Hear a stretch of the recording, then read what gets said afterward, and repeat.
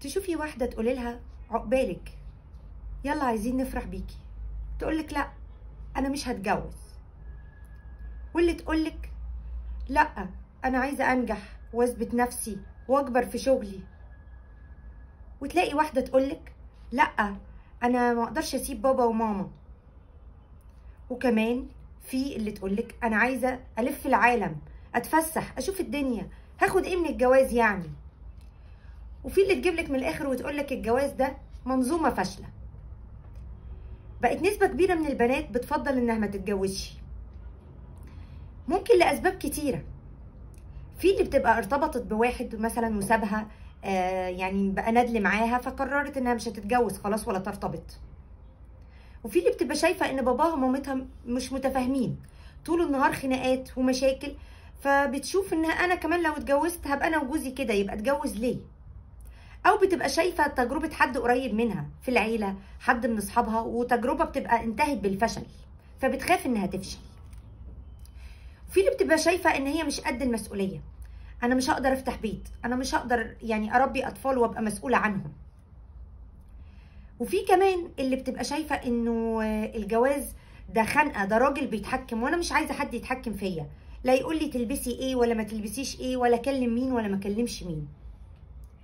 واحيانا بتبقى في واحده شايفه انه الجواز هيعطلني عن شغلي، مش هقدر انجح، مش هقدر اوصل لحاجه معينه، وخصوصا لو شغلها ده بيتطلب ان هي بتسافر كتير او بتقضي ساعات كتير بره البيت. وفي كمان اللي يعني بتبقى ايه، احيانا في بنات بتبقى عندها فقد الثقه شويه بنفسها، نتيجة مثلا ان هي شايفة نفسها انها مش حلوة قوي، او ان هي مش واخدة شهادة كويسة، فبتخاف ان هي ترتبط وتطلع يعني ايه من التجربة دي في الاخر انها مجروحة، فما بترضاش ان هي تتجوز. في اسباب كتير بتخلي البنات ان هي ترفض الجواز، بس ايا كان الاسباب اللي بتخلي البنات ما تتجوزش، من اهم الاسباب ديت المجتمع ليه دور في كده، هو السبب من اسباب ان البنات بترفض الجواز. هتقولوا لي ليه؟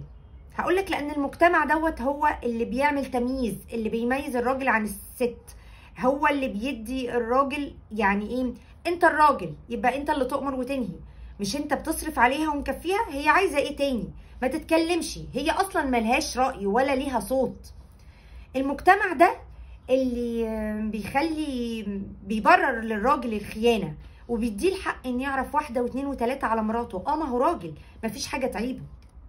المجتمع ده اللي بيخلي الراجل يظلم الست، ويعني ويدوس عليها ويضيع كرامتها، هو ده المجتمع. فالمجتمع سبب رئيسي من اسباب ان بنات كتير بترفض الجواز، من الاخر مجتمع فاشل.